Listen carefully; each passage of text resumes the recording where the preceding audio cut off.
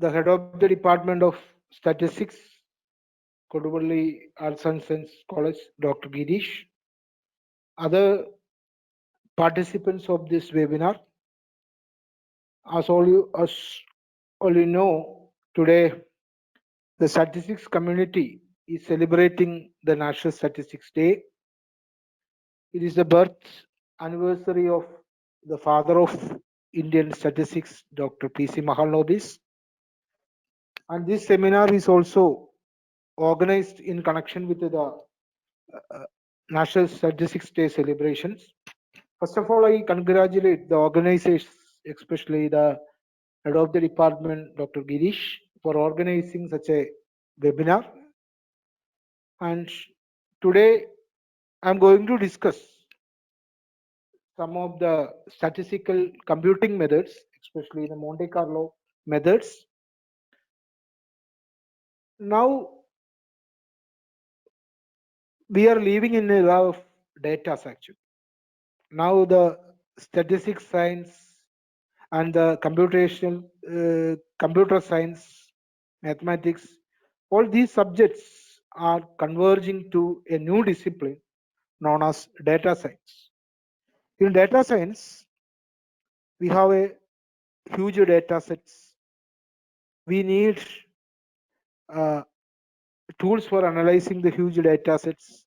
Statistical, the terms computational statistics and statistical computing often used interchangeably.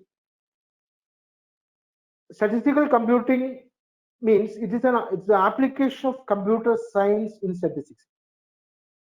And computational statistics in generally mean the design of algorithms for implementing statistical methods on computers. Actually. So in this presentation, I would like to introduce the ideas. One is I start with a very basic review on the probability and statistics, various fundamental concepts in statistics. Then we would like to discuss something regarding the generation of random variables. The another area which I would like to discuss today is the Monte Carlo integration method. Then the use of Monte Carlo methods in statistical inference. And finally, just an introduction of the term, the Markowitz Monte Carlo method. So this is the content that I would like to share with you today.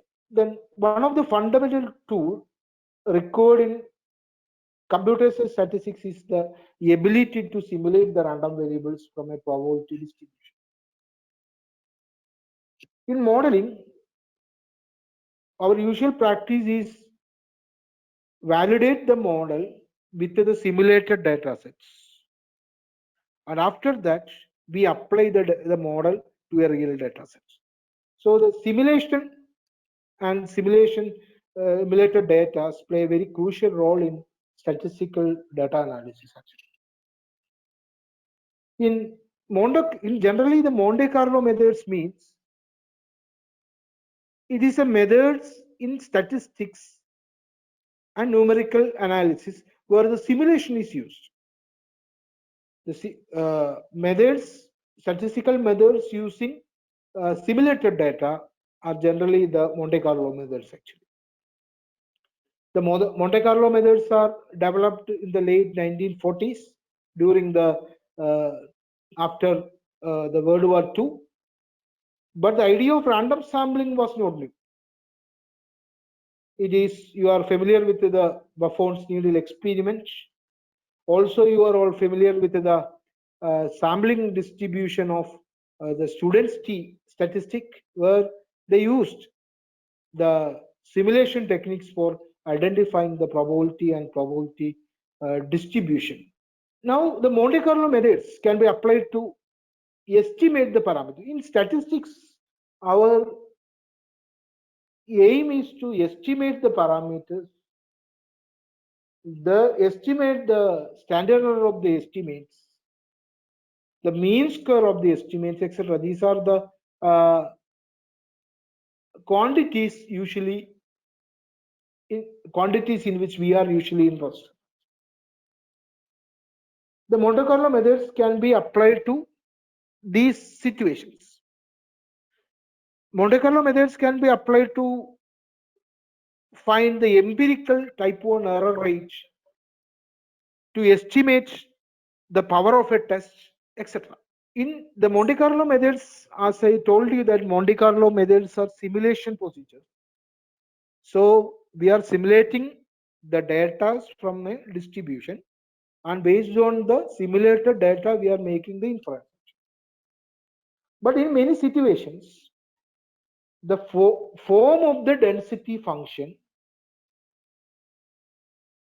or the density function from which the samples to be generated is not in a known form or in a standard form. In such situations, we can use the MCMC technique. In MCMC technique, we generate a Markov chain whose stationary distribution is the target probability density function. And with samples, the Markov chain, after eliminating an initial burning period, then the Markov chain observations can be used as a random sample from that, the limiting distribution or the target distribution. So that is the idea of Markov chain Monte Carlo technique. Now, first we discuss some fundamental concepts of statistics. The first thing is the expectation. So as you know, if x is a continuous random variable with a probability density function f of x, then its expectation is defined as integral over minus infinity to plus infinity f of x into dx actually. If g of x is a function of the random variable x, then the expectation of the g of x is defined as integral over minus infinity to plus infinity g of x into f of x. So we can define the rth moment as integral over minus infinity to plus infinity x raised to r into f of x dx. Also, we have the definition of the variance of x, expectation of x minus expectation of x whole square. And this formula also can be written in a variance of x equal to expectation of x square minus expectation of x whole square. So we can see that all these quantities are expressed as integrals. Expected variance, expectation, moments, etc. are all expressed as integrals if x is a continuous random variable. It's a series if it is a discrete random variable. Now we come to the another important result in statistics is the law of large numbers. So what is the idea of law of large numbers? Simply, the law of large numbers says that as the sample size becomes larger and larger, the sample mean will converge to the population mean. That is the idea of law of large numbers. So under various situations, if x1, x2, etc., xn are ideal random variables with a finite mean, then the sample mean converges in probability to the population mean mu. Also, we have the strong law of large numbers. If x1, x2, etc. are pairwise independent and identically distributed random variables, then sample mean will converge to the population mean almost sure. So these are the weak law of large numbers and the strong law of large numbers. These are the two very important results in statistics. Another important theorem in statistics is the central limit theorem.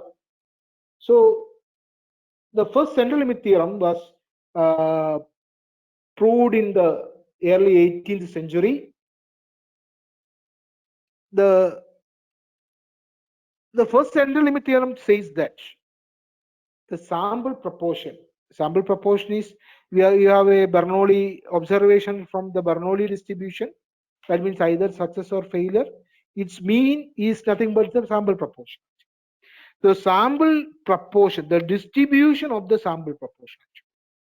The distribution of the sample proportion will be distributed as the normal distribution. For an illustration, you look at this figure actually. Here, you have learned this theorem in the classrooms by proving uh, using the central limit characteristic function or moment generating function. Now here I am going to illustrate this idea using the simulated data set section. You look at the first figure. Here I take a sample of size 2. That means take 2 Bernoulli observations or generate 2 Bernoulli observations and compute the proportion. So what are the possible values? It can be 0, it can be 1, proportion can be 1 by 2 or 1. So 3 possibilities are there. So this experiment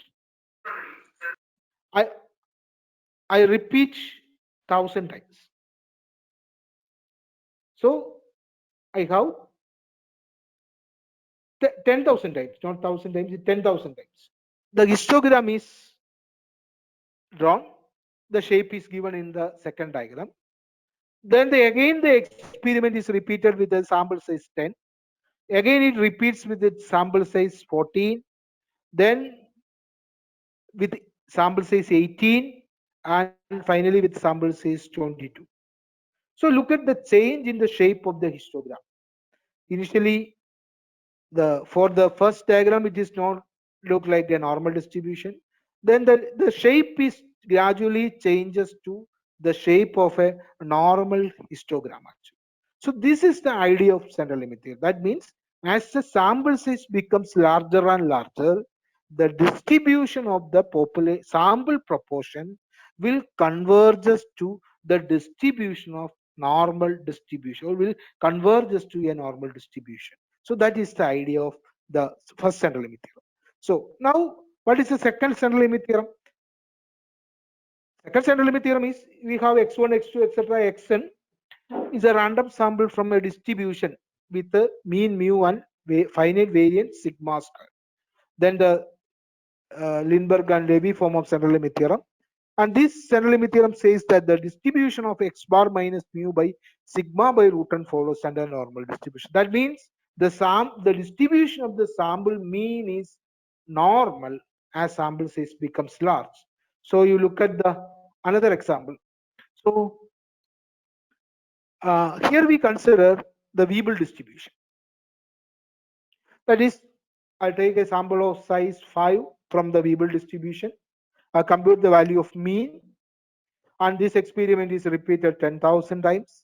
So we have the 10,000 values of mean, and I draw the histogram of the mean. Then we have the sampling distribution of mean. Then look at the shape. It is a skewed distribution. Then I increase the sample size from 5 to 10.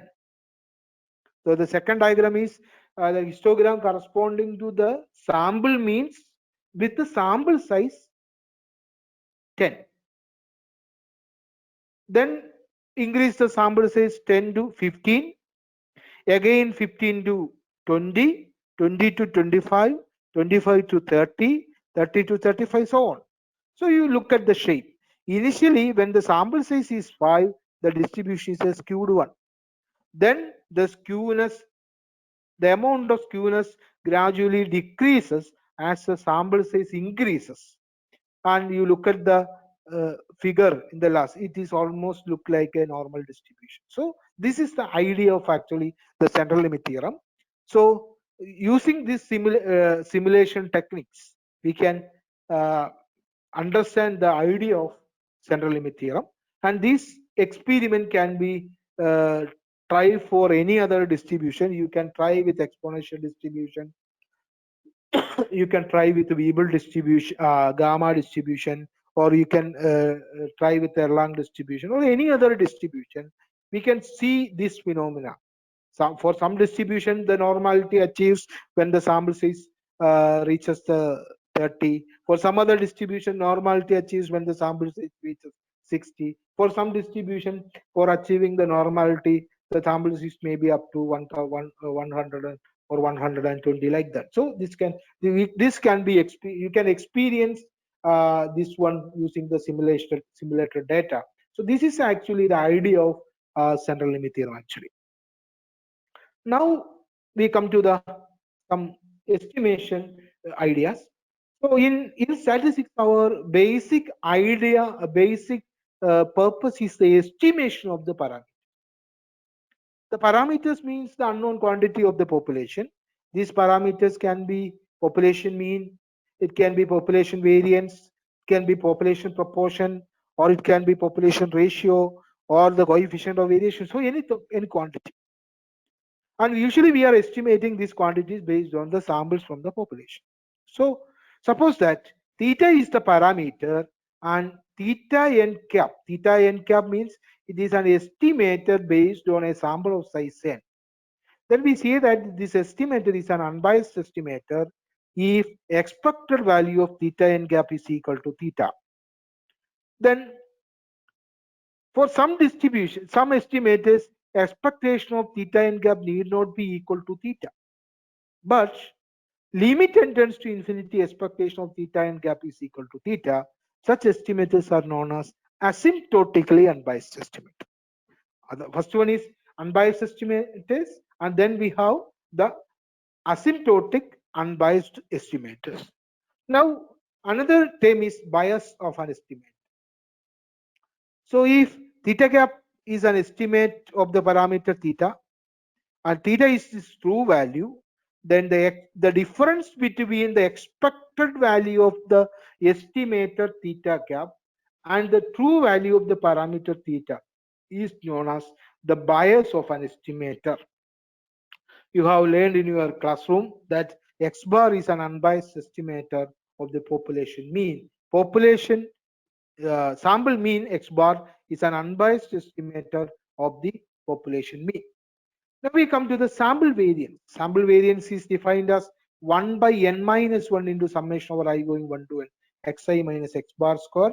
Here also we can see that this sample variance S square is also an unbiased estimator of the population variance sigma square. We have another estimator of the sample variance, population variance, that is known as, that is the maximum likelihood estimator of the variance, population variance, and that is defined as sigma square gap is equal to 1 by n into summation over I going 1 to n xi minus x bar all square. This is the maximum likelihood estimator. The maximum likelihood estimator is a biased estimator of the population variance sigma square.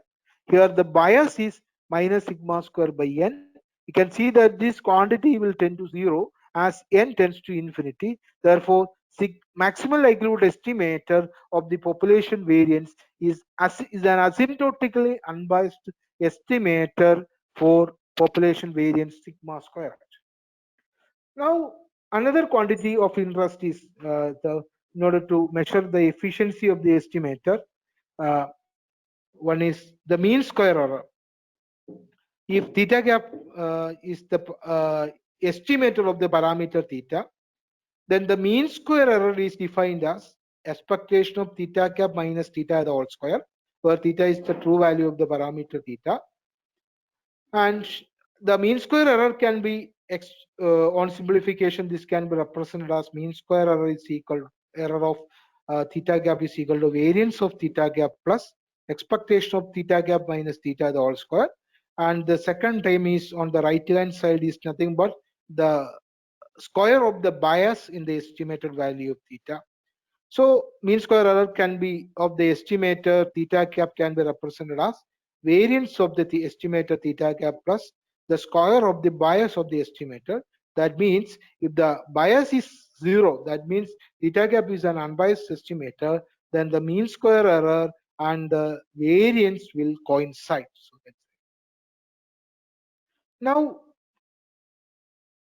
usually in estimation, we are interested in the value of the estimate as well as the standard error of the estimator.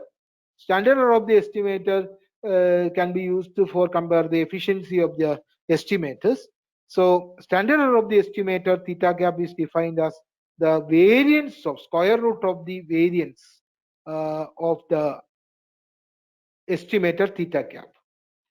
An important estimate of an important example of standard error is standard error of the mean sample mean is sigma by root n, where sigma x is the population standard deviation. That means that as the sample size becomes larger and larger, the standard error of the sample mean will reduces.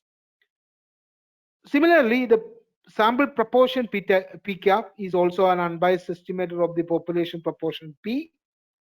The standard error of the sample proportion is root of p into 1 minus p by n, where p is the probability of success, and p into 1 minus p, the value of p lying between 0 and 1, so the maximum value of p into 1 minus p is always less than or equal to 1 by 4. Therefore, the standard error of p cap is less than or equal to 0.5 divided by root n. So this is idea. Now, you are all familiar with the normal distribution. Now we consider some of the extensions of normal distribution, that is the multivariate extension of the normal distribution. First, you consider the bivariate normal distribution. So we have two bivariate random variable xy. It follows a bivariate normal distribution. Its probability density function is given by 1 by 2 pi sigma 1 sigma 2 root of 1 minus rho square into exponential of this term. This is the probability density function of the bivariate normal distribution. Here the parameters are mu1, where mu1 represents the expected value of x, mu2 represents the expected value of y, sigma 1 square represents the variance of x, and sigma 2 square represents the variance of y, and rho represents the correlation between x and y. So it has 5 parameters. So now these are some of the properties of normal distribution. If xy is a bivariate normal distribution, their marginal distributions are also normal. Actually, that is the distribution of x is normal, distribution of y is also normal. Also, the conditional distribution of y given x is normal, and conditional distribution of x given y is also normal. Another thing is, if x and y are, we know that if two random variables are independent, then the correlation is 0. But in the case of normal random variables, if the correlation is 0, implies that x and y are independent. So that means if x and y are independent normal random variables, if and only if the correlation between x and y is 0 actually. Now this bivariate density function can be represented in a matrix form. Sigma 21 and sigma 12 represents they are the same quantity, they are the covariances between x1 and x2. So in matrix form, the density function is represented like this. That is 1 divided by 2 pi into determinant sigma raised to half e raised to minus 1 by 2 into x minus mu transpose into sigma inverse into x minus mu. And this matrix form can be generalized to p component into the case of p component vectors. So we have the density function of a multivariate normal distribution. So this is the probability density function of the multivariate normal density. Here also we have a same result. If x1, x2, etc., xd are independent, if and only if the covariance matrix is diagonal matrix, that is the covariance terms are 0. So now we move to the another model that we commonly used in statistics, that is the mixture models. Usually we assume that the population is a homogeneous. In most of the in univariate data analysis, we assume that the population is homogeneous, and we try to fit a univariate probability distribution to the data. But in many situations, it is very difficult to find out very difficult to model the data with a non-probability distribution. One of the reasons is that the population which we are considering is not a homogeneous one. It can be viewed as a group of it can be viewed as a heterogeneous group, that it is considering as a single population. It can be considered as a mixture of few populations. For example, if we consider the height of people belongs to area, we can see that it is not a single group. There are male group and female groups are there. So it is not a single group. It is a union of two groups. One is group corresponding to the male population, and other one is group corresponding to the female population. So in such situations, we can find a suitable, a good model. We can model the situation using the mixer models. So the mixer model is a finite mixer model is given by if f1, f2, etc., fg are probability densities, then the mixture of these densities defined as summation over I going 1 to g pi I into fi y, where fi y is the densities and pi i's are non-negative quantities with a which line between 0 and 1, and summation over pi I is equal to 1. Pi I, pi 1, pi 2, pi 3, etc., pi g are known as the mixing coefficients, and fi are known as the component densities of the mixture. So the parametric form of the mixture density can be written like this. Here the parameter is this one. Here the theta is the parameter of the ith component, and pi I is the mixing proportion. So these are the parameters of the model. Now we consider a case. Suppose that a mixture of 40% normal density with the parameters mu1 equal to 145 and standard deviation sigma 1 equal to 4, and 60% normal with the mean equal to 165 and standard deviation 4. So the model is this one. So you look at the graph of the chip. So this is the situation. We have a bimodal situation.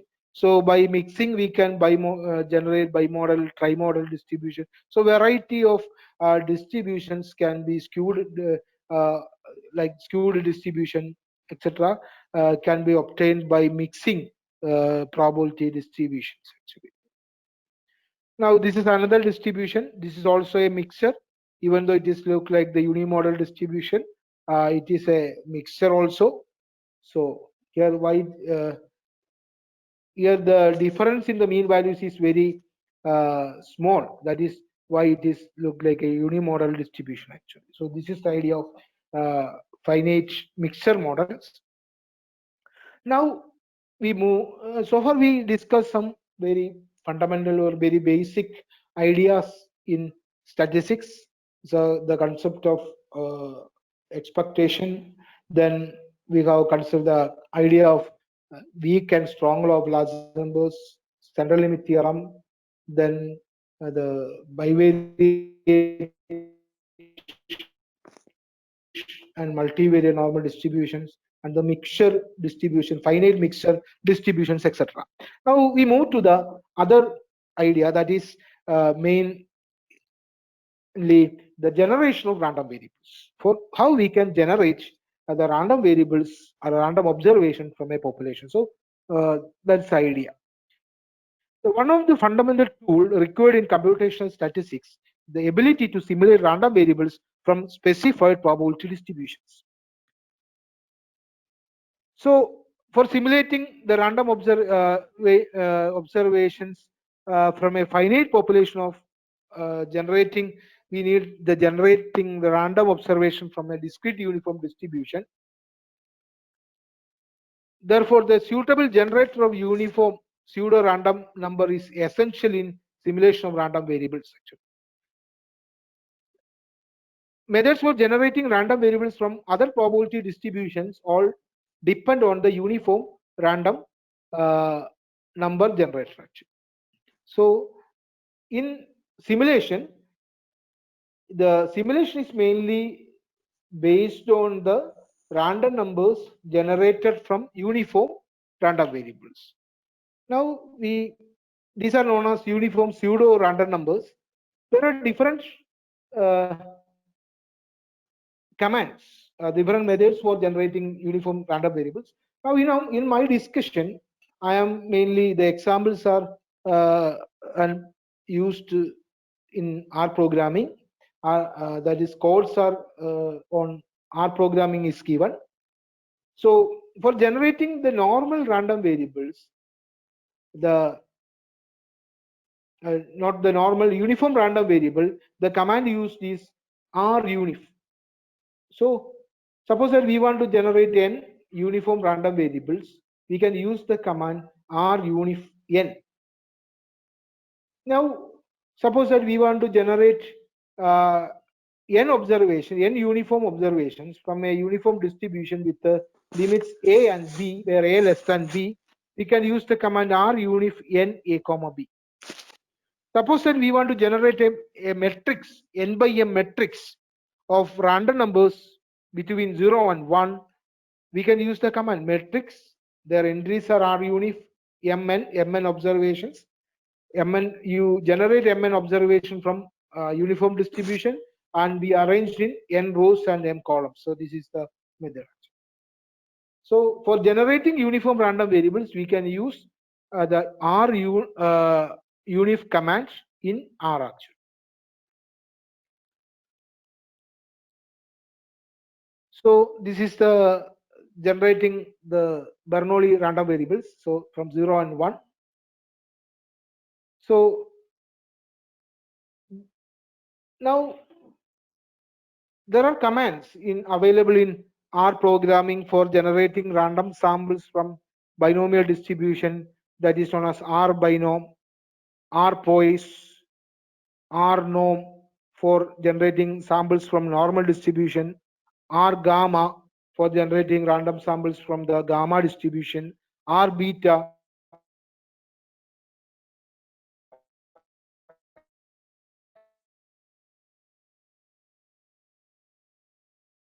R gamma for generating random samples from the gamma distribution, R delta for generating random samples from the delta distribution, R sigma for generating random samples from the sigma distribution.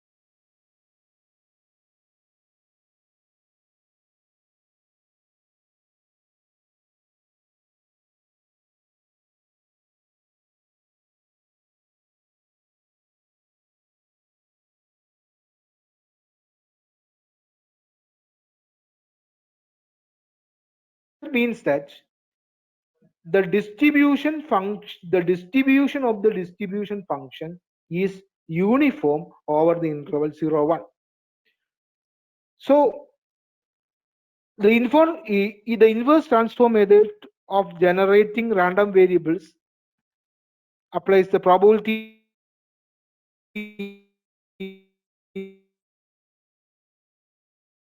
integral transform. Here the define the inverse transform as if U is an object distribution. We consider an example. Here we consider the random variable with the probability density fx equal to 3x square, 0 less than x less than 1.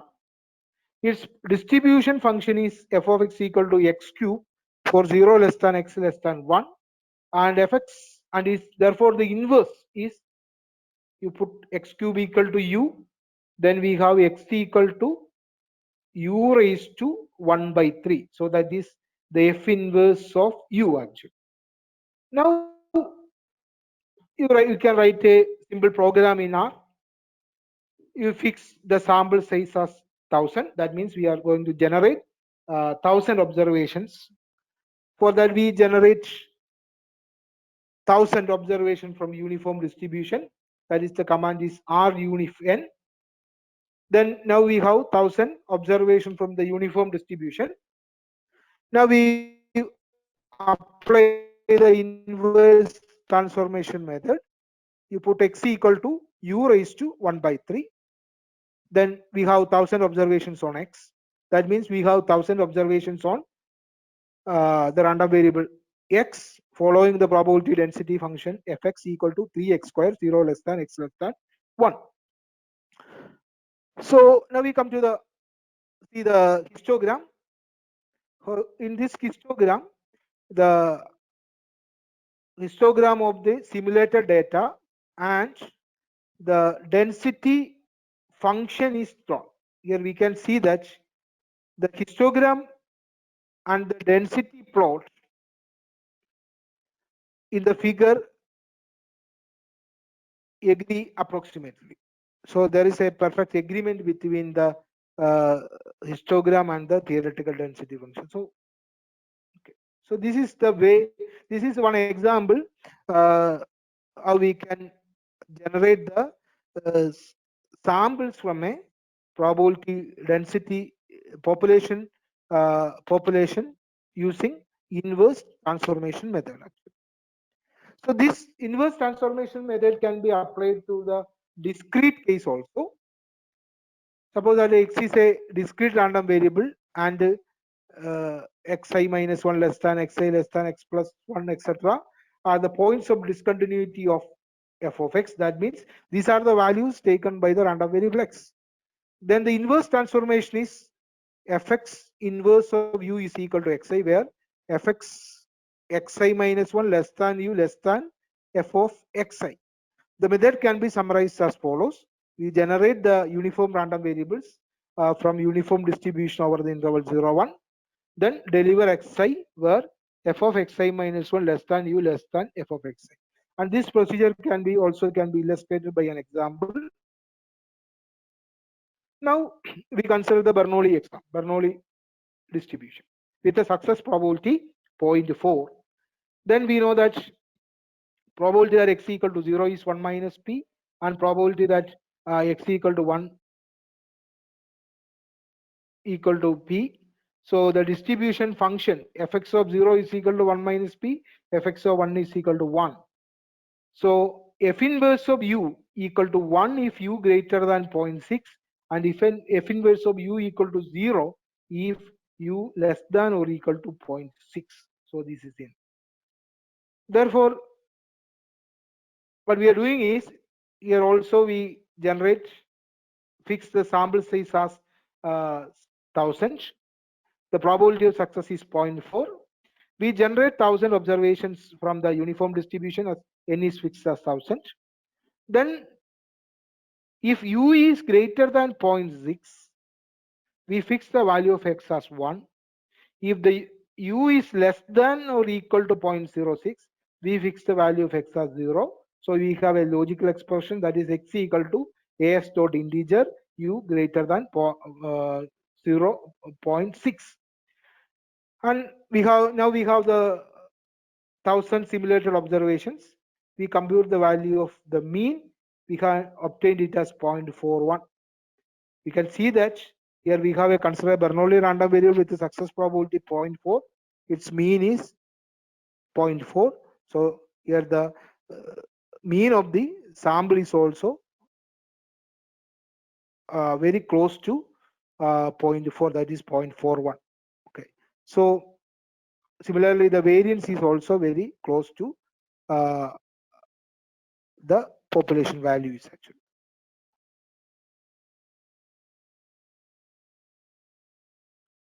Now another method is, so we have illustrated one method, that is inverse transformation method, and using that method we have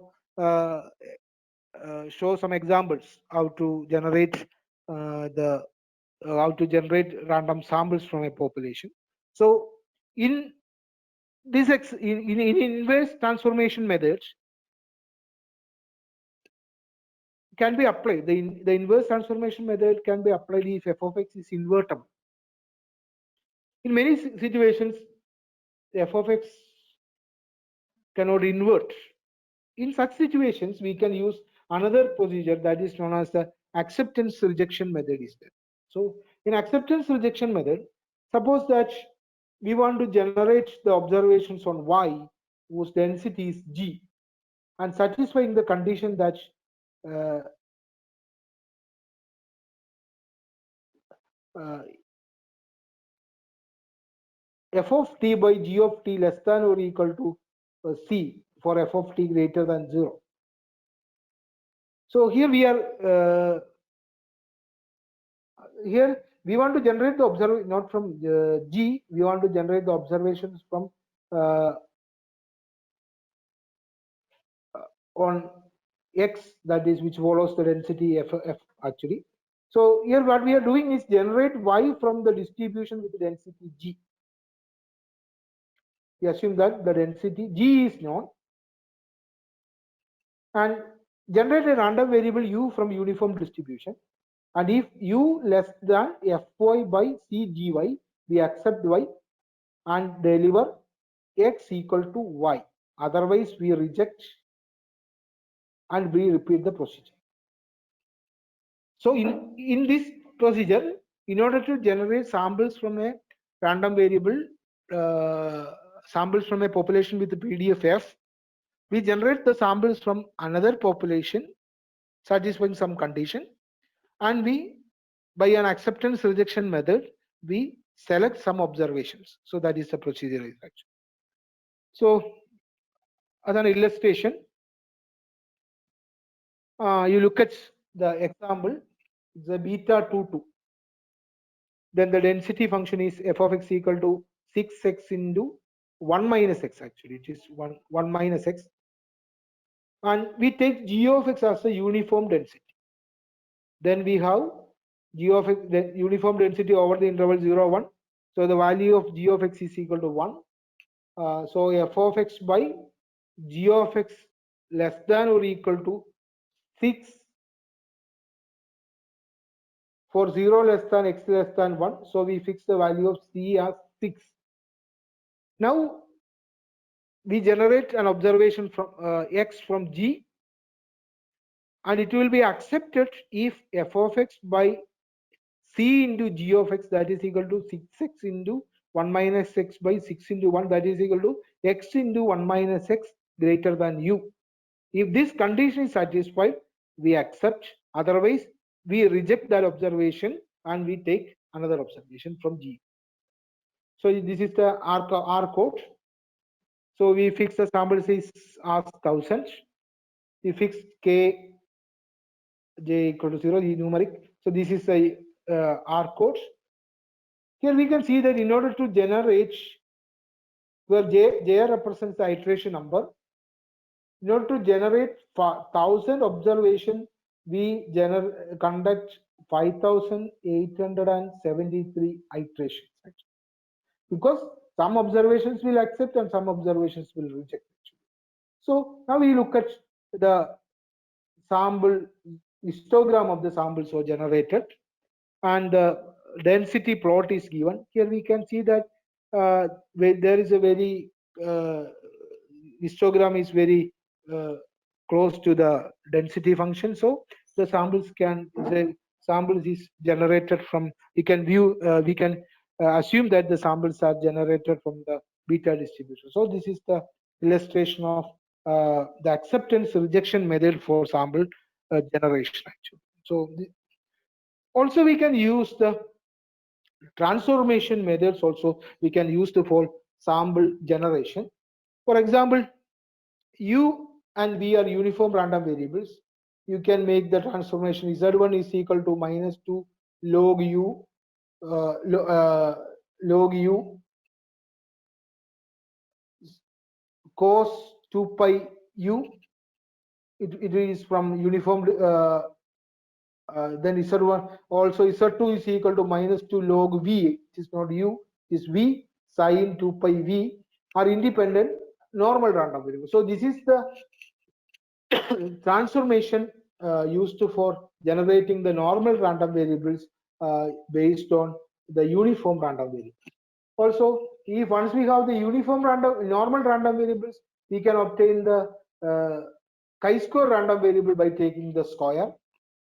If we have uniform random variable, if we have two chi-square random variables, for example, u follows chi-square and v follows chi-square, then we can generate the samples from F distribution using this using the transformation u by m by v by n.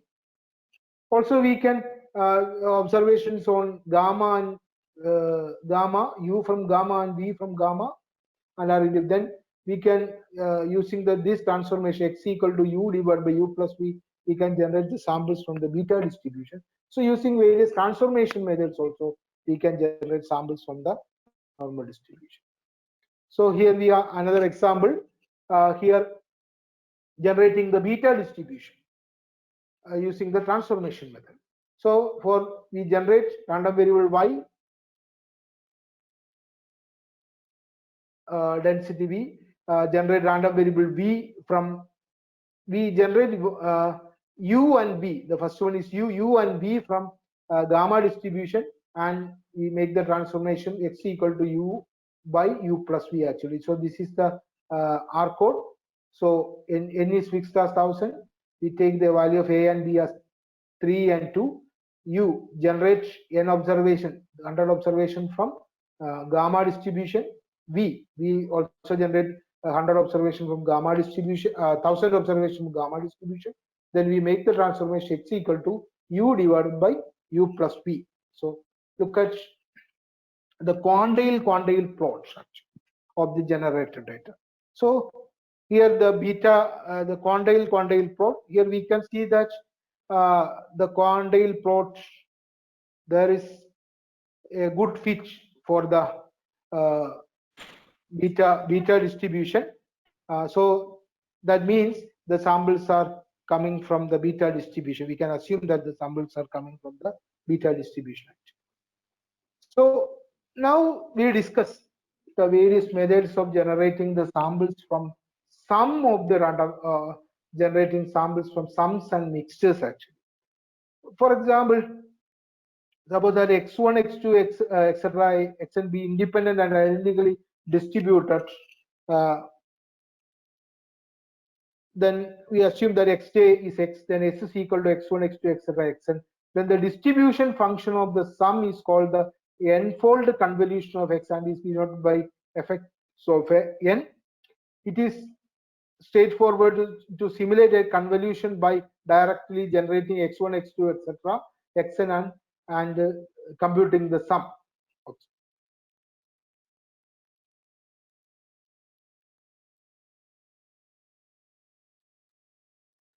So this is an example for generating chi-square random samples from chi-square distribution with n degrees of freedom. For that, what we are doing is we generate samples from normal distribution, say z1, z2, etc., etc. Then we make the transformation z1 square. Z1 square is standard normal. Chi-square with 1 degree of freedom. Now we are going to discuss an example to generate a chi-square distribution with n degrees of freedom. For that, we generate n observations from standard normal distribution, z1, z2, etc., etc. Now the chi-square random variable can be generated by the transformation v is equal to z1 square plus z2 square plus etc. plus zn square, which is follows a chi-square distribution. So for that, the procedure can be summarized as follows. We fill a k by n matrix with the kn random n01 variax, square each entry in the matrix, compute row sum of the squared normals. Each row sum gives a one random observation from chi-square and distribution. Then the vector of row sums gives the n observation from the chi-square. So this is the R code section. So now we come to another example. Suppose that we have two normal random variables x1, x2. x1 follows normal distribution and x2 follows normal with a mean 3 and 1. Then s equal to x1, x2 denote the convolution of x1 and x2. And then we know that s is a normal with the mean 3 and variance 2. So simulate the observation from the convolution s. We generate x1 from n01, we generate x2 from n31, and we sum x1 plus x2, which gives the observation on the convolution of x. So suppose that we want to mix the observations. So we want to generate the observation from a mixed distribution. Mixing proportion is 0.5. Then for that what we are doing is, first we generate an observation from the set 1, 2. We randomly select 1 or 2 with equal probabilities.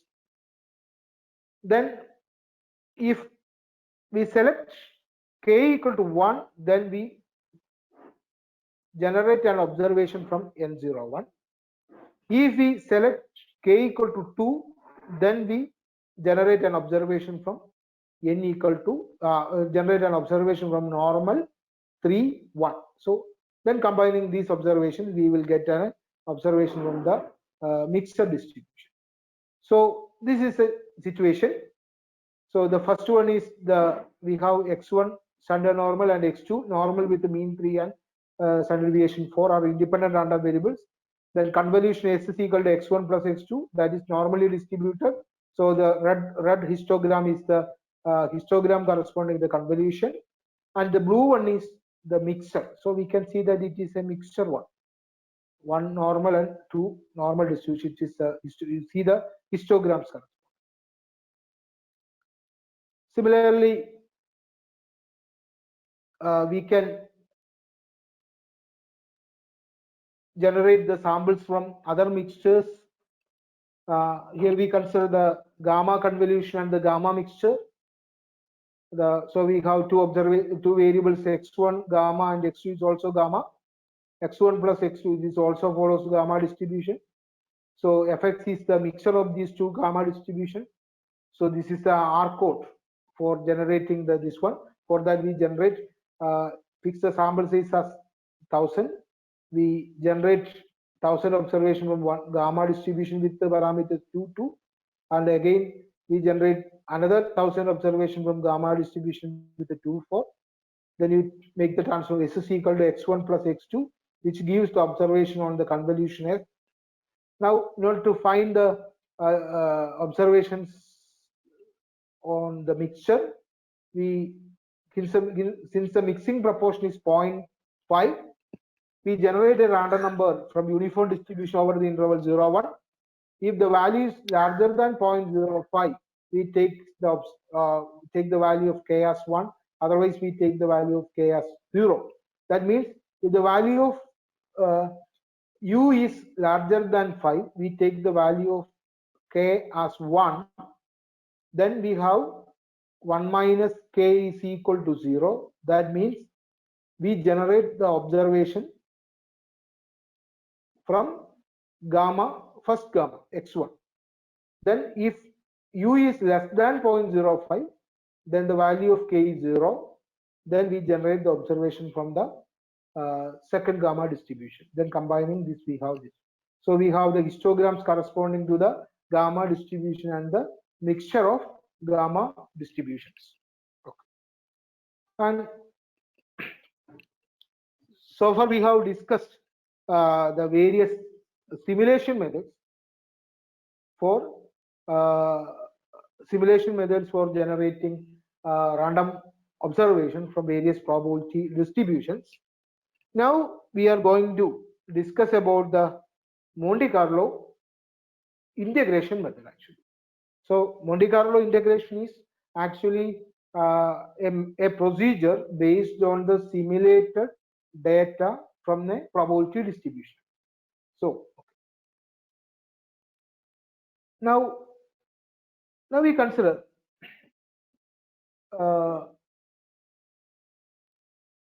integral over a to b g of x dx. Suppose that we want to compute this integral, and we assume that this integral exists. And we know that if x is a random variable following with the density function f of x, then the mathematical expectation of the random variable y equal to g of x is integral over minus infinity to infinity g of x into f of x dx. So this is the integral, and this is if x is a random variable with the density function f of x, then expectation of g of x equal to integral over minus infinity to infinity g of x into f of x dx. Now we assume that x is a x follows uniform over the interval 0 1. If the probability, then the probability density function of x is f of x equal to 1. Then the integral, then the expectation of g of x becomes integral over 0 to 1 g of x into 1 dx. Why? Since the x follows the uniform distribution, the value of f of x equal to 1 actually. So the expectation, if x is a uniformly distributed random variable, then the expected value of g of x is nothing but integral over 0 to 1. And that we denote by theta because this is the quantity we want to estimate. So initially we are interested in the integral over 0 to 1 g of x dx. Now we represent this integral as the expectation of g of x. So we express the integral as an expectation. Now in this expectation x follows uniform distribution. Now we take observation from uniform 0 1, uniform distribution over the interval 0 1, say x1 x2 etc xm be random observation or simulated observation from uniform distribution over the interval 0 1. Now once we have the value of x1, we can compute the value of g of x1. Corresponding to x2, we can compute the value of g of x2, etc. Corresponding to xm, we can compute the value of g of xm. And we can compute the mean of the gmxi values that we denote by gm x bar, that is equal to 1 by m into summation over I going 1 to n xi. So here we have a parameter theta. Theta is nothing but it is an expected value of g of x. And we have theta gap. Theta gap is the mean of g of xi. Then applying the strong law of large numbers, we can see that theta gap will converge us to expectation of g of x that is equal to theta. So therefore the value of the integral over 0 to 1 g of x dx can be approximated by gm bar x. So this is the idea of Monte Carlo integration. So we have an integral, and that integral we expressed by an expectation, and using the strong law of large numbers, expectation can be approximated by the arithmetic mean using the strong law of large numbers. Therefore the value of the integral can be approximated by the arithmetic mean. That is, for an example, you consider the example. This is the same situation. Suppose that the algorithm is like this: generate m observation from uniform distribution, compute gxm bar, and compute the mean value, and therefore theta gap is equal to gx. You consider an example. Suppose we want to compute the integral over 0 to 1 e raised to minus x dx. As we discussed earlier, we can see that expectation of theta is nothing but expectation of e raised to minus x, where x follows uniform distribution over the interval 0 1. Okay, this integral can be represented as, here we take g of x as here we take g of x, this as g of x, this as g of x, g of x. Then this theta can be represented as, it is nothing but expected value of e raised to minus x actually. This can be represented as and here f of x is here. We are assume that x is here. F of x is, since it is uniformly distributed, it is 1 actually. So this integral can be represented as expectation of e raised to minus x, where x follows uniform distribution. Now the procedure is, uh,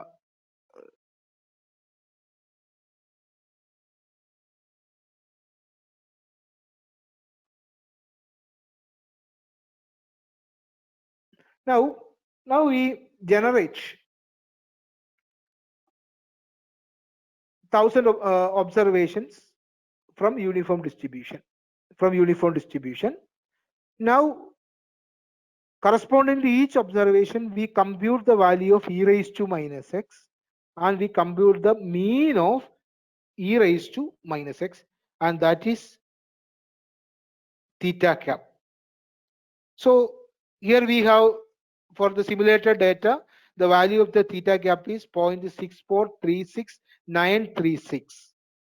Now we have what is the actual value of this integral. It's a very well-known integral, that is integral over 0 to 1 e raised to minus x is nothing but 1 minus e raised to minus 1.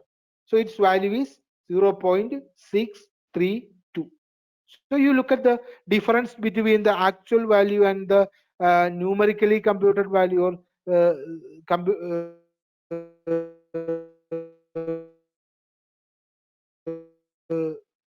value of the integral computed using the Monte Carlo integration method. So it is very close. If we increase, integrate the integral of the form integral over a to b g of x dx. Suppose that we want to find out this integral. Suppose that we want to find out this integral. Suppose that we want to find out this integral. Now we consider. Now expectation of g of x equal to integral over a to b g of x into 1 by b minus a into dx. We assume that x is a uniform random variable. So this is equal to 1 by b minus a into integral over a to b g of x into dx. Therefore, this quantity is equal to theta divided by b minus a. Therefore, theta is nothing but b minus a into expectation of g of x actually. Cross multiplying, theta is equal to b minus a into expectation of g of x. Therefore, that is integral over a to b g of x dx equal to b minus a into expectation of g of x can be approximated by g bar of x. Therefore, and g bar of x equal to 1 by m into summation over I going 1 to g of x is. Therefore, the Monte Carlo, using the Monte Carlo integration method, the integral over a to b g of x dx can be approximated by this quantity. So you consider this example. Here we have integral over 2 to 4 e raised to minus x. Now we have the R code. We simulate from uniform over the interval 2 to 4. Then we compute the value of e raised to minus x. Then you compute the mean value. Therefore, the estimate of the integral is this one. The actual value is this one. You see the difference is very negligible actually. There is a mistake here. You look at the estimated value of the integral, that is 0.11721. The actual value of the integral is 0.1170. So see, the difference is very negligible. That is, look. Now this idea can be generalized. So far we are considering the integrals 0 to 1 and integral over a to b g of x dx.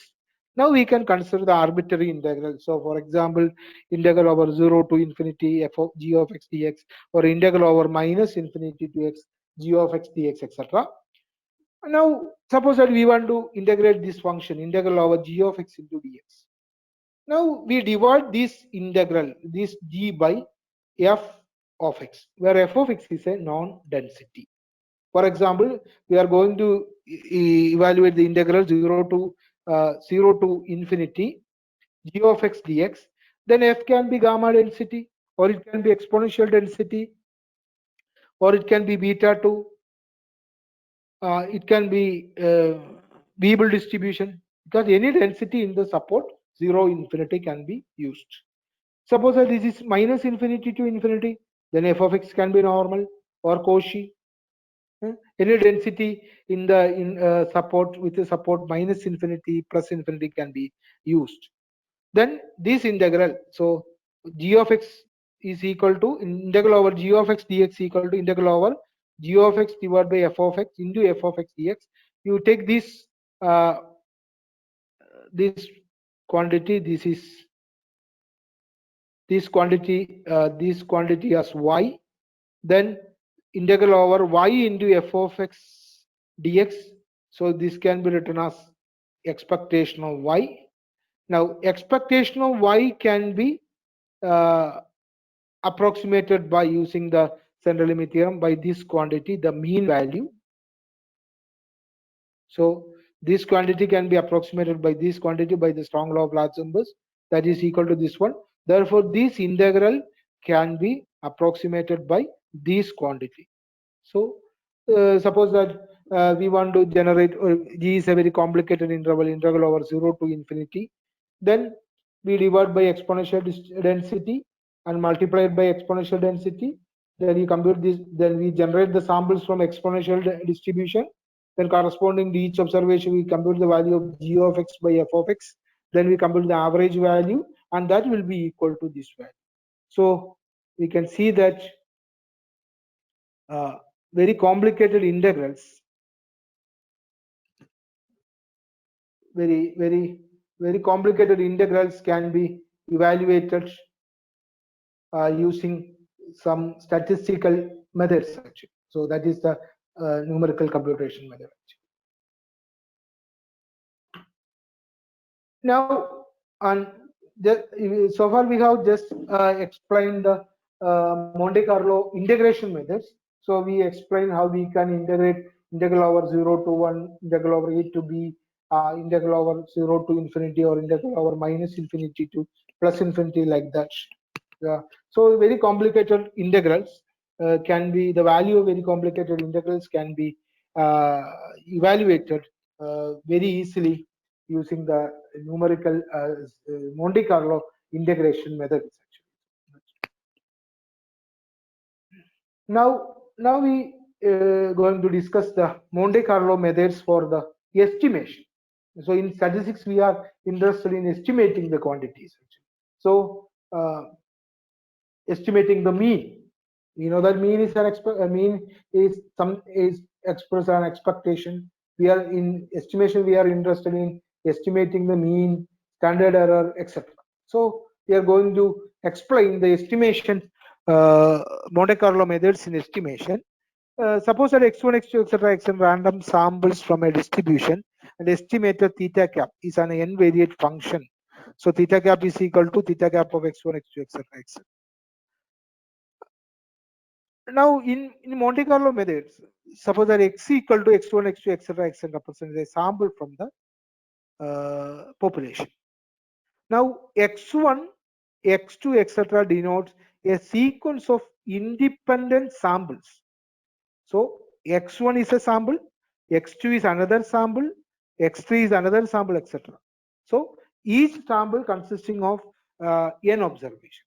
The theta cap j is equal to theta cap of x1, j, x2, etc. This is the estimate corresponding to the jth sample. Now the estimate is, so if there are m samples, then we have m estimates for the parameter theta. Then we take the average of the estimates corresponding to m samples as the estimate. So this is known as the Monte Carlo estimate of the parameter theta.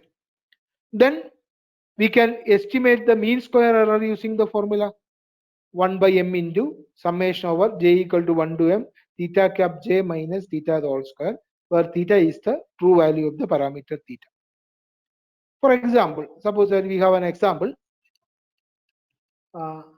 Suppose we have two observations, x1 and x2, which are from following the standard normal distribution. And suppose that we are interested in estimating the quantity expectation of x1 minus x2, expectation of mod x1 minus x2. So this is our quantity. The parameter theta is, so here theta is equal to expectation of mod x1 minus x2. So this is our quantity. So the procedure is, we take random samples of size 2 from normal distribution. Total number of samples is m. Corresponding to each sample, we compute the value of x1 minus x2. For example, you consider the jth sample. The values are x1j and x2j. We compute gj, that is modulus of x1j minus x2j.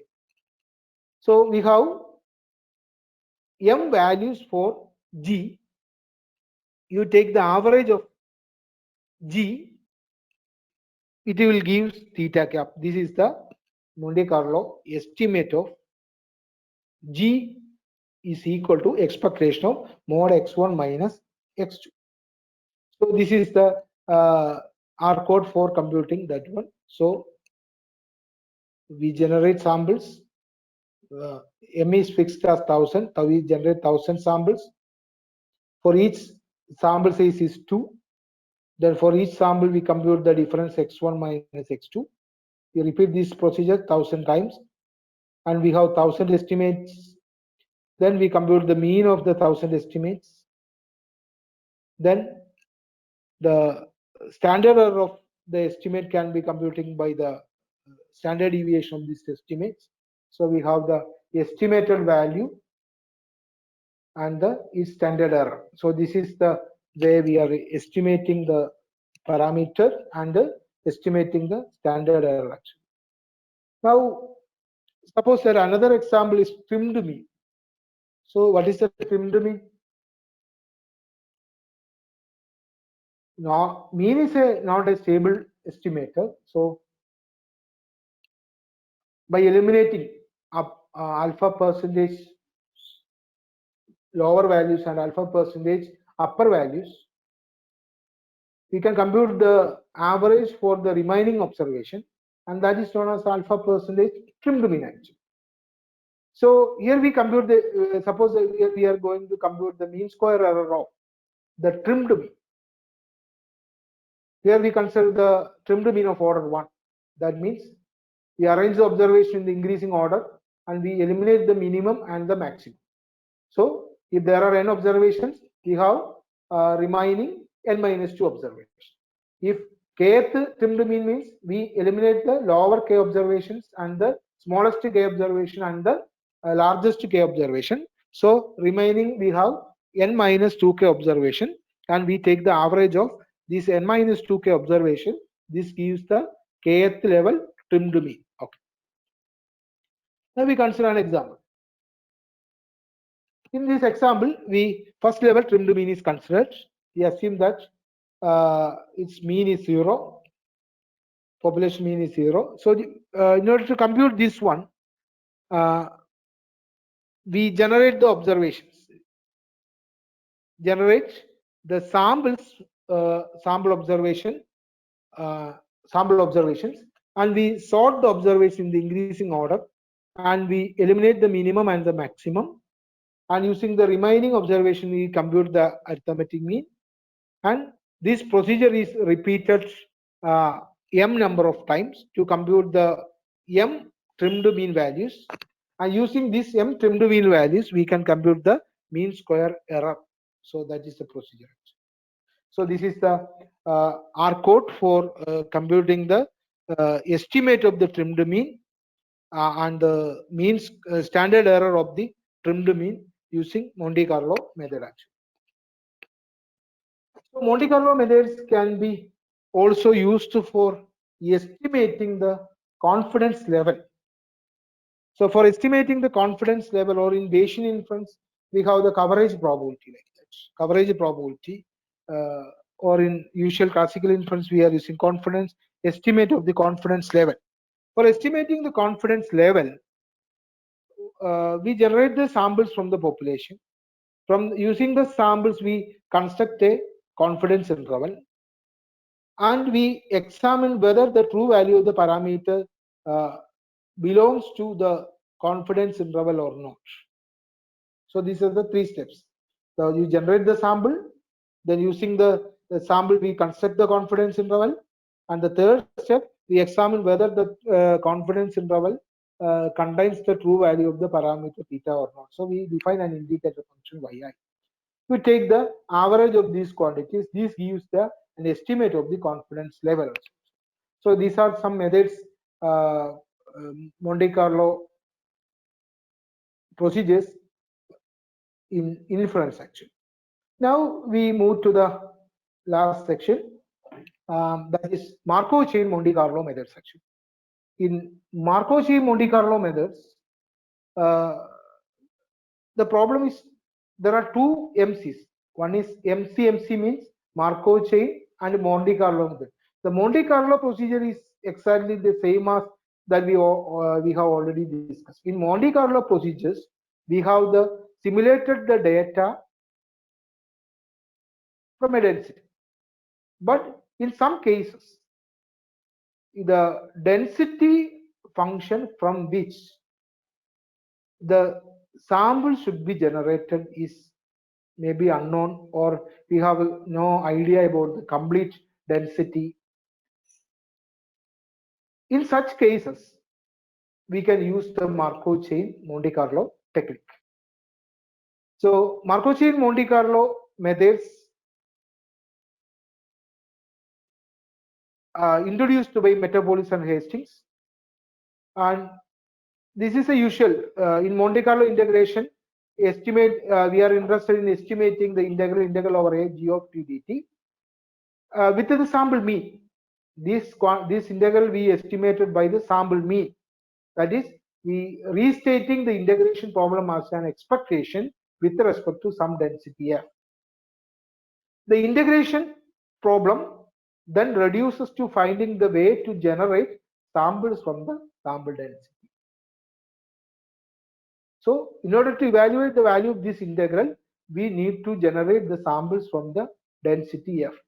So Markov chain approach is to sampling f to construct a Markov chain with a stationary distribution f and run the Markov chain a sufficiently long time until the chain converges to a stationary distribution. Then eliminating an initial burning period, then we can take the observation which is can be considered as a simulated observation from the target density f. So there are many procedures in Metropolis. There are many Markov chain Monte Carlo procedures, and one procedure is Metropolis Hastings sampler. In Metropolis Hastings sampler, the procedure is this is a procedure for generating the Markov chain. Actually, the algorithm is choose a candidate density, then generates observation from the candidate density G. Then we generate observation from the candidate density G. Then we generate a uniform distribution from the observation from the uniform distribution, and the generated value y we accept if the quantity u is less than or equal to f of y into g of xt given y, the f of xt into g of y given xt. Otherwise, we reject and we move with one more. We take another observation from the candidate density G. So this is a simple algorithm, and here the observation is accept and generator will accept with the probability this one. In this case, we can see that here the density is f of y, f is the density. Here the ratio. Here we need not want to know the normalizing constant of the density. So that is an advantage. Now we consider, I will explain one example. I am not discussing much more about the MCMC procedure because it needs some theoretical basis regarding the Stokastic process, especially the Markov chain and stationary Markov chain, etc. So I am not discussing much more about that concepts. I know you are all, most of the participants are coming from a BSc background. So this is an example. I will just give an illustrative example. Here we have the Rayleigh graph density. So Rayleigh graph distribution is a lifetime distribution. Uh, Here we are going to discuss the Markov chain Monte Carlo procedure for generating the samples from the density f of x. Here we take the candidate density as chi-square distribution because the shape of the Rayleigh graph distribution is very close to chi-square distribution. Usually we take the candidate density as the density whose shape is very close to the uh, density from which we need the samples. Here we take the initial value, the candidate density as xt and initial observation x0 as chi-square with the 1 degree of freedom x. So this is the procedure. We generate an initial value. We fix the candidate density as chi-square with the x degrees of freedom. We generate x naught from the chi-square distribution with the 1 degree of freedom and set the value as x1. Then the next time we generate samples from chi-square with the x1 degrees of freedom, like that. Then generate y from chi-square distribution with the degrees of freedom xi minus 1. Then we generate a uniform random variable. We examine the acceptance. If we accept, we fix the value of xt plus 1 as y, otherwise xt plus 1 as x itself, and we repeat this procedure. So this is the algorithm. And repeating, so this is the Markov trace plot. That is, here eliminating the first 5,000 observation, we consider the observation from 5,000 to 5,500. So we consider the 5,000 observation. Why we are eliminating? So for a waiting period, that means we assume that after the 5,000 iterations, the system reaches the stationary stage. So we consider the observations after reaching the stationary. So we consider the 5,000 observations, and using these 5,000 observations, we draw the histogram and the QQ plot, and the density plot of the Rayleigh graph distribution is given here. So we can see that there is an agreement with the density plot. That means these samples can be considered as the samples generated from the Rayleigh graph distribution. So this is the idea of Metropolis-Hastings algorithm. Now another procedure is Gibbs sampler method. In Gibbs sampler method is another Markov chain Monte Carlo procedure. So suppose that it is a general method, we can apply it to much wider class of distribution. It is a special case of Metropolis Hastings sampler. Let x1 x equal to x1 x2 etc xd be a random vector, and if we define the d minus 1 dimension in a random vector x minus j by eliminating the jth component. So x1 x2 etc xd, from this we eliminate the jth component and we have a new d minus 1 dimensional random vector, which is this one. And so x minus 1 means x2 x3 etc, x minus 2 means x1 x3 x4 etc, like that. Now the Gibbs sampler generates the chain by sampling from each of the d conditional densities f xj given xj minus 1. So we consider the conditional densities xj given x minus j, where x minus j is the vector which obtained by eliminating xj from xi. So now we consider an example here. Gibbs sampler for generating bivariate normal distribution. So Here we consider the bivariate random variable x1, x2. Therefore, x minus 1 is x2. By eliminating x1, we get x minus 1. X minus 2 is equal to x1, which is obtained by eliminating x2.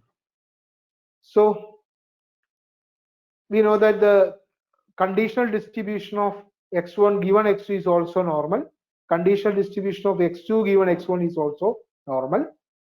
So the procedure is like one. First, we set the value of x1 and x2, and we generate x1 from f of x1 given x2, and we update the value of x1 by x1 star. We generate x1 star from the conditional distribution of x1 given x2 and update the value of x1 as x1 star. Then we generate x2 star from f of x2 given x1 and set the value of x2 as set the value of xt as x1 star x2 star. We repeat this procedure, and this is the scatter diagram of the bivariate data generated by the Gibbs sampling method. So we can see that this is very close to the actual case. So I think with this we can conclude. In the last section, especially the Markov chain Monte Carlo methods, I just give only a just an introduction. I just introduce that terminologies only. If anybody are interested to learn much more about Markov chain Monte Carlo methods and Gibbs sampling methods, etc., there are many textbooks on statistical computing, and one very good reference is statistical computing using R, written by Maria L. Russo. That's a very good reference for that one. So these Markov chain Monte Carlo methods is very much used in Bayesian inference. Actually, in Bayesian inference, you know that the inference is based on the posterior distribution. So it is an integral with respect to the posterior distribution. So in most of the cases, it is a very complicated integral. In such cases, also the posterior, the form of the posterior density is very complicated. In such cases, we can generate the sample using the Markov chain Monte Carlo method. We can generate the samples from the posterior distribution, and we can estimate the base estimates, etc. Also, these things can be applied in the case of mixer models also. These things can be applied. I think with this I am concluding. I think this now it's open for discussion.